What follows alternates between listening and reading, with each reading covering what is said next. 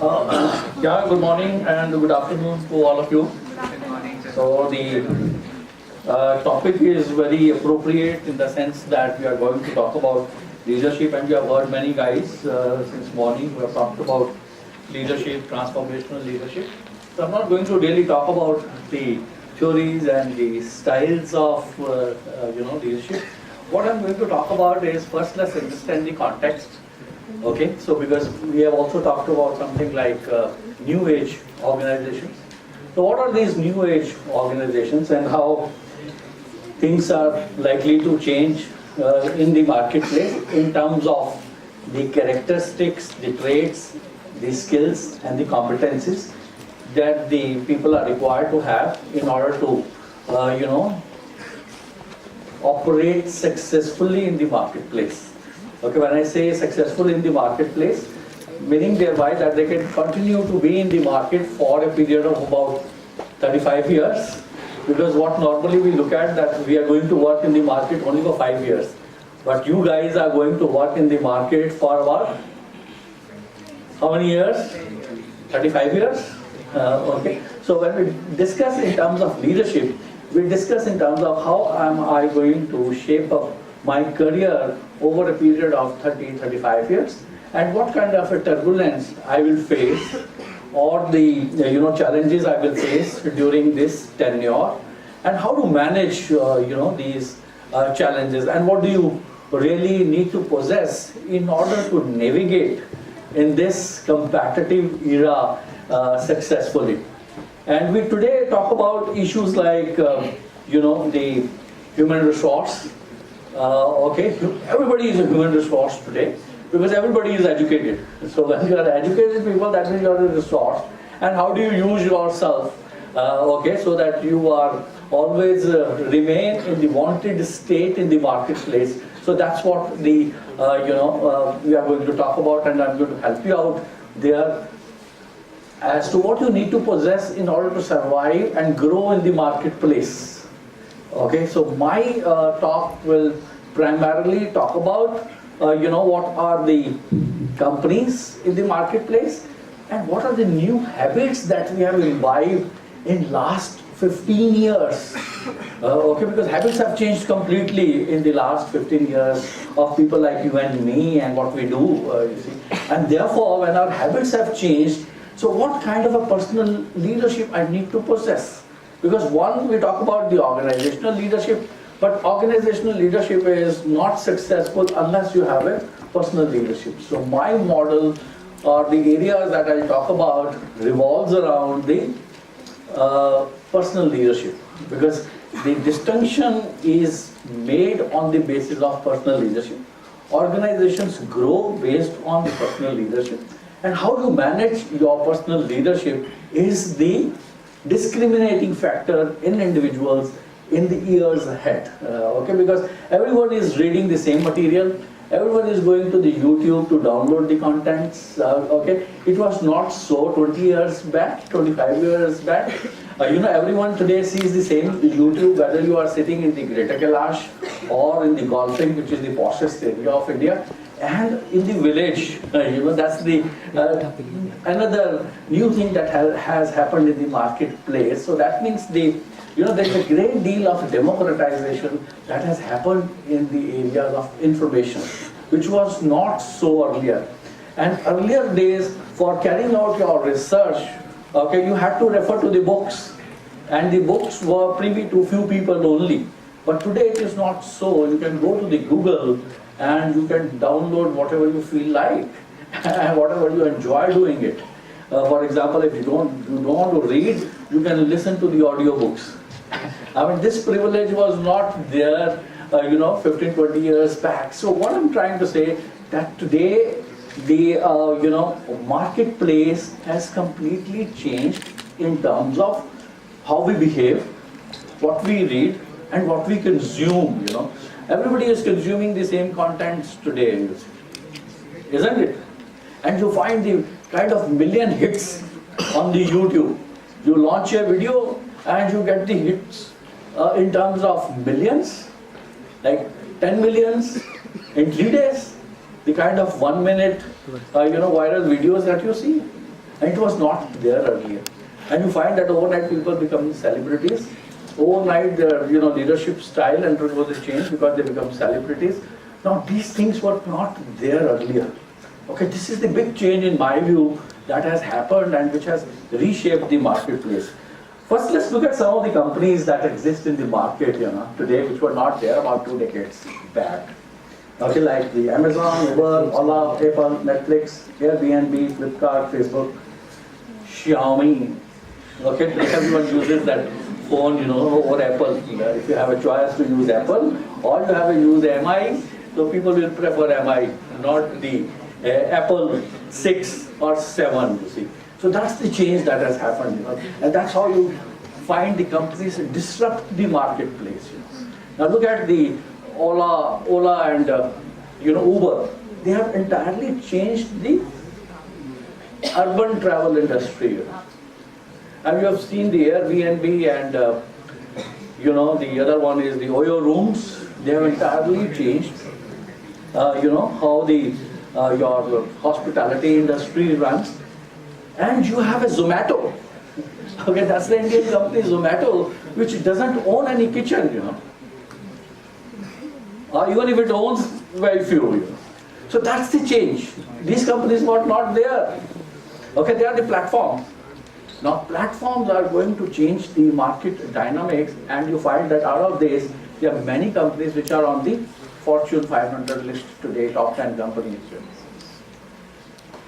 Are you getting my point? So Apple used to be a great company, and in 10 years ahead, you never know what will happen to Apple if they don't change themselves. Similarly, GE used to be the darling of the Fortune 500 companies. People don't really enjoy working for GE today, you see, because things have changed. It is not performing the way it was supposed to perform, So these changes that has taken place. So therefore, what I'm trying to say is that your personal leadership style has to align with these companies, and you have to understand for working in these companies, what do you need? Let's say for working in Uber, Ola, what do you need? You need skills or you need education? Okay, fine. So when you look at these companies, you find what do you need? You need skills. So what it means that you need to have a blend of strong education and strong skills. Okay, so that's the future. Blending the pure education degrees won't help you. Education helps you to get maturity, develop a thought process, becomes a little more creative. Okay, which pure skills won't. Okay, by having pure skills, you are only limited to the extent of doing the repetitive nature of work or very what do you call it, the transactional level of work. But when you blend your education and skills, you can become a real R&D guys, and that's where the all innovation is creativity that takes place. Okay, and this is what is the new age habits, where you can carry out a diagnostic of yourself and see whether these are right or not, because on an average we touch our mobile phones 150 times. This is what the latest study has revealed. It was not there. And so for if there is a breaking news, we have to go through. Where do we go? We go to the Google. If you have a headache and you want a tablet, so you want to be confirmed whether the tablet is right or wrong, so where do you go? You go to Google to get an opinion from the Google, then you go to the doctor and try and see what Google is saying and what the doctor is saying is the same thing or not. So the reference point has changed. Okay, and the opening and responding to WhatsApp messages, that is caught on with the speed. That you want to respond to the issues with a speed. You want to inform your guys where you are, how much time to reach there. Okay, so that's where we call it, the agile mindset. So we visit Facebook once in a day or twice a day, thrice a day, depending on your needs. We visit LinkedIn, so once or twice a day. They are also the marketplace. Only thing, they are the virtual marketplace. All right. And then instead of buying books, we use YouTube for consuming contents. Okay. And for using audiobooks. If you're not interested in reading, you can read the audio. You can listen to the audiobooks, and you are as good as the other guy. Now these are the new habits. You have new companies, new age companies, and these are the new habits. So therefore, when you have these new habits, whether your personal leadership style will undergo a change or not. It will definitely undergo a change. Okay, because the ecosystem is different. So when the ecosystem is different and your response, the response of the ecosystem is instantaneous, so your mind also expect a very instantaneous response from the other side. Let me give you an example of what I mean by ecosystem. Let's say we want to buy a, let's take very elementary stuff, onion. You want to buy onion, so you go to the shopkeeper and you buy it. Okay, that's the one. But if you want to buy it sitting at home, what do? You go to Amazon or XYZ place, you place the order, you get a receipt, and you get the information by which time it will be delivered to you. Okay, that's the another change that has happened in the market, that people tend to get, your ecosystem responds very quickly. So this is the another change that has happened, you see. It was not so 10 years back, 15 years back, but today it is so. You get a bill for everything what you order through the Amazon or Flipkart, and it gives you a sense of confidence that what you are buying is to a large extent is fine. If you want to record it, you can record it. Okay, that's where our mindset has changed from the previous one to the new one, where we want to record everything. So let's look at some of the areas. What this leadership is. In my view, leadership is ability to think differently from the crowd. Okay, that's the leader.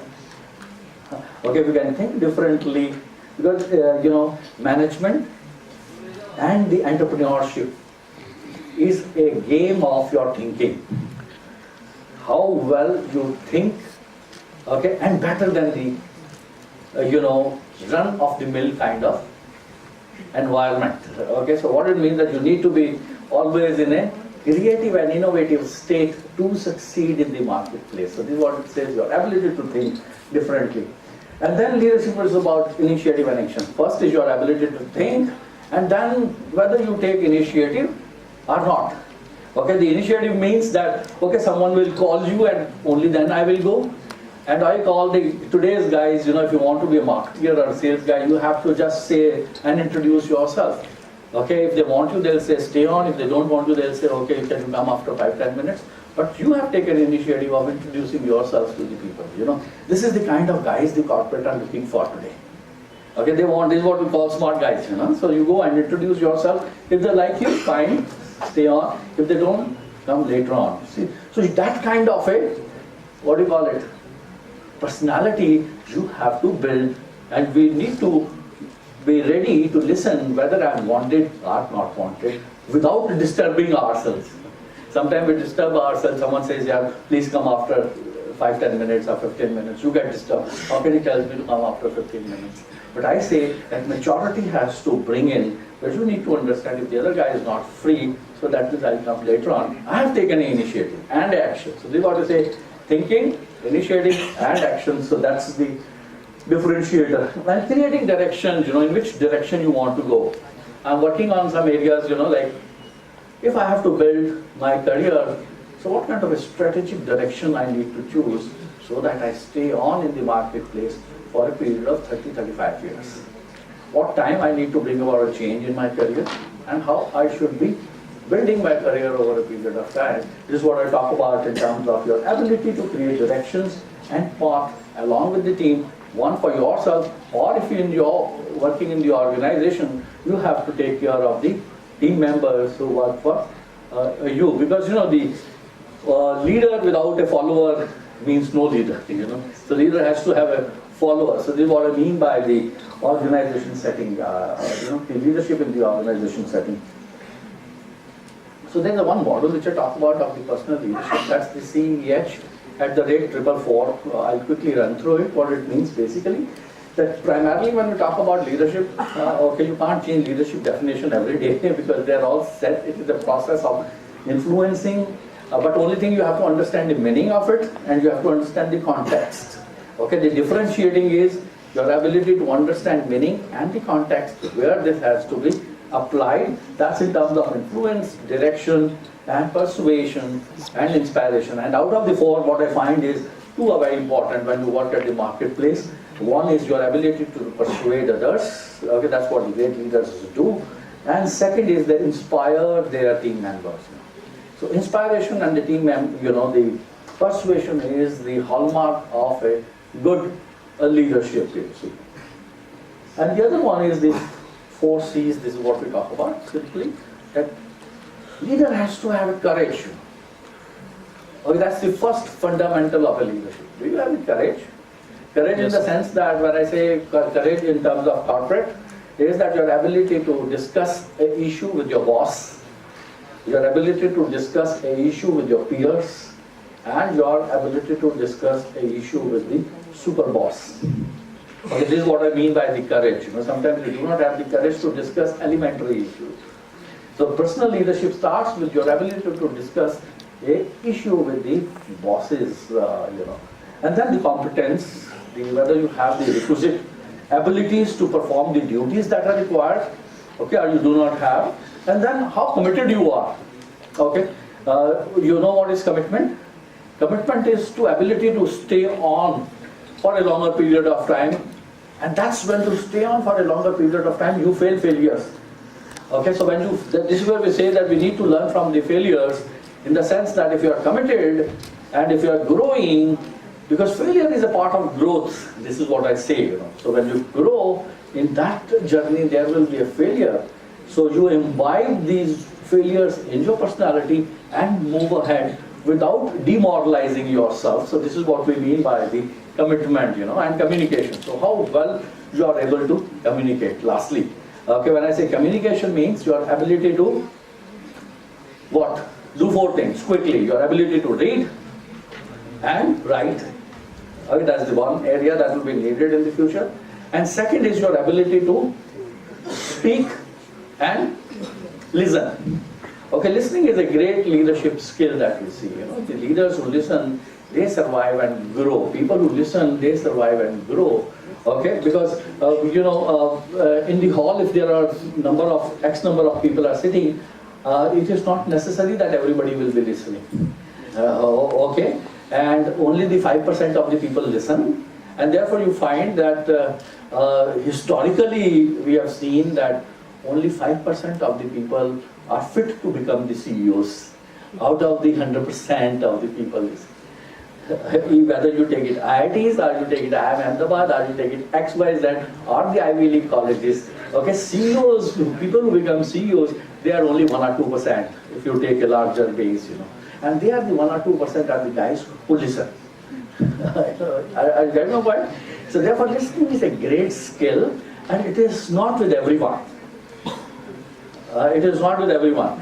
Okay, so therefore we always say that as a leader, and if you want to develop your personal leadership, you should be able to listen to your juniors, you should be able to listen to your peers, and you should be able to listen to your bosses. Okay, you can listen to everybody can listen to the bosses because that's by choice.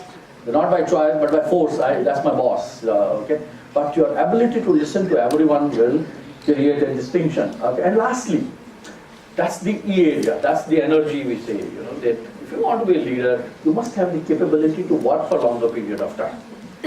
Okay, do you have stamina to work for 15 hours? Can you disturb yourself for 24 hours? Isn't it? Like you see the guys who work in the, Bollywood or Hollywood. Okay, everything looks very, flamboyant from outside but people who work there, you check with them, those who shoot and those who are actors, they work continuously for 24 hours. Okay, and that's why the success rate is little less there for some people, because the ability to work for longer hours and the energy, very few people have, So the energy is also the positive energy, and whether you can energize others or not. Okay, energy is one that you bring on the table, but your capability to energize others, and therefore the other one is whether you bring the competitive edge. It is not only that you have to have energy, you have to have energy, you have to energize others, and you have to have a cutting edge in order to succeed based on your energy. And lastly, whatever you do, whether you are able to execute that successful work. Okay, so execution is the key for a leader. Okay, leader, we say that you have a process, you have everything, that's fine, but ultimately the success of a leadership is that how successfully you execute the project that has been assigned to you. Okay, whether that execution delivers the desired results or not. So one of the key skill, in my view, a leader should have is his ability to execute. You know, creating a vision is very easy. Easiest thing to do is to create a vision. I'm sure if we took a quick rundown in the students who are sitting here, everybody wants to be a CEO. Okay, that's fine, good. That's the aspirations we say. But at the same time, how many are able to successfully execute that? That's the differentiator. Everybody wants to be intelligent, fine. Intelligence is a one thing, but based on intelligence, how many of you are really able to score that is needed? That's what the execution we talk about, you know, because that's action-oriented and focused on getting results. And the fourth is the individual has to have a head, okay, his ability to think, that's the intelligence. He should have feelings, that's his heart, and then he should be able to, today's environment, a tech-savvy guy, you know. Tech-savvy in the sense that you can't survive if you are not good with the computers. Okay, you can't survive if you are not good with the graphics today. You can't survive if you do not understand the data. Isn't it? And you can't survive if you really do not know how to manage the data at the workplace. So that's where we say that you have to have a 3H. And 3H is your head, heart, and the hand. And lastly, which is very important, to have a healthy mindset and healthy body. Okay, so what happens is that the marketplace throws so much of a stress on us, whether we are able to take the stress that comes to me, okay, and remain healthy, or I get depression, I go into the depression so quickly, you see. So therefore, we have added one H here, that's the healthy. So being healthy is also a very important part for a executive who work in the marketplace, because market you have to, either you sit in the office continuously for 10 hours, or you go and sell in the marketplace, or go and meet the customers. So you need to always remain in a healthy state of affairs. And that's the another ingredient I say a leader must possess. This is the one book which I wrote about, after exiting from the corporate, that you need to have ambition. I was delivering a lecture the other day in one of the very large public sector organization to the middle level manager, and the MD very categorically said that these guys are operating in a comfort zone. Okay, and therefore can you identify and tell, verify me that yes, they are in a comfort zone? I said I can do that for you. I used various situations, and in till 5 minutes I didn't get a word of ambition from anyone. So that's the verification that they are not in an ambitious mindset. They are in a comfort zone, because comfort zone means that you get an adequate salary, your life is going on, so you are going to the office in the morning, having lunch, and in the evening you sit in the staff bus and go back home, and this is happening to an individual for last 5-10 years. So therefore, for him, ambition is not there. So he says that I'm comfortable, my life is going on. So, but if you want to get into leadership positions, it is very, very essential that you must be ambitious. Not having ambition, in my view, is a crime, This is how I look at it. So, okay, if anybody who is acquiring qualifications, degrees, and putting in hard work, he must have an ambition to see that where he is and where he wants to go and why he wants to get there.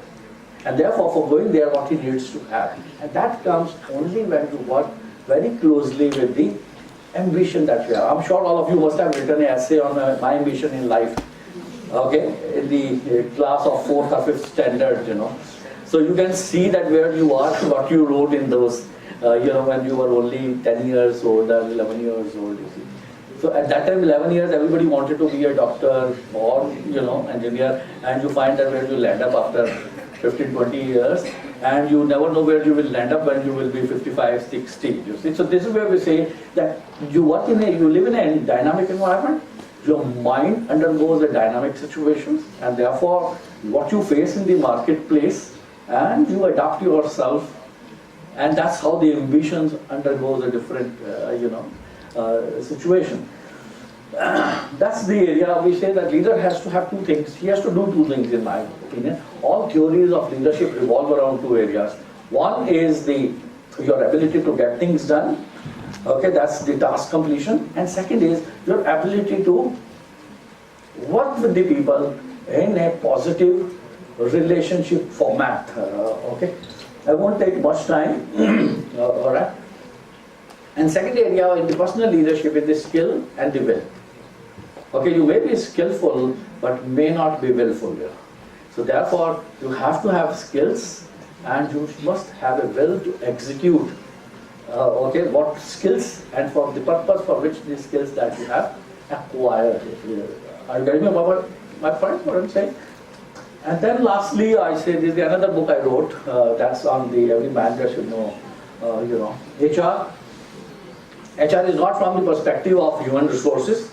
I say that every manager should know the human relation. Okay, and when I say human relation, that the edge in the organizations you achieve through your relationship skills.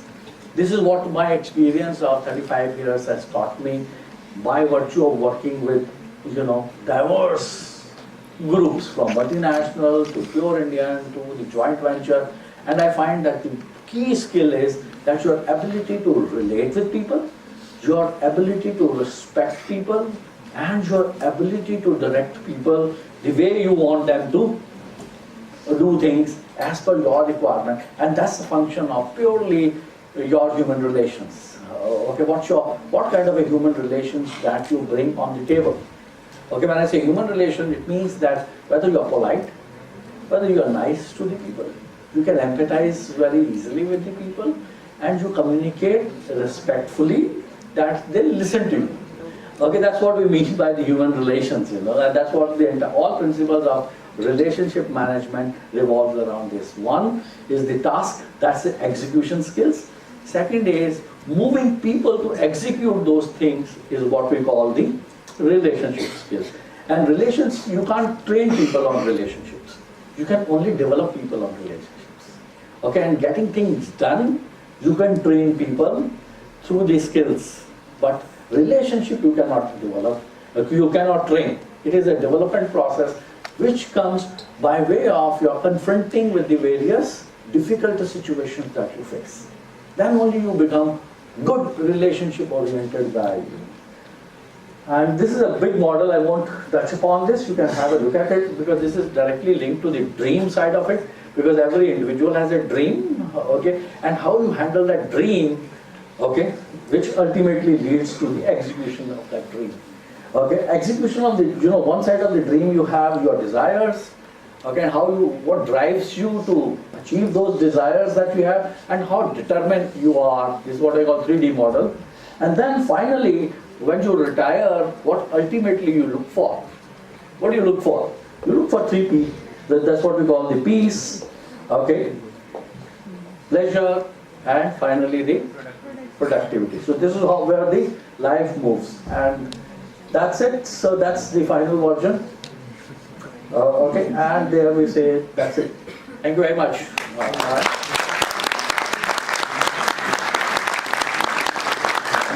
So the model is purely a personal leadership. Okay, and how you perceive yourself. Okay, what is the strength that you have about yourself. Okay, we say that we achieve success not from the weakness, we achieve success from the strengths. So work around your strengths. You can create your own leadership models. You don't have to go to those models which are written in the books. So they only provide you. I haven't seen anybody becoming a leader based on the models. I've always seen leaders becoming by virtue of their confronting the reality, confronting the issues, and then moving ahead in the career space. All right, over a period of 35 years. Right, thank you very much.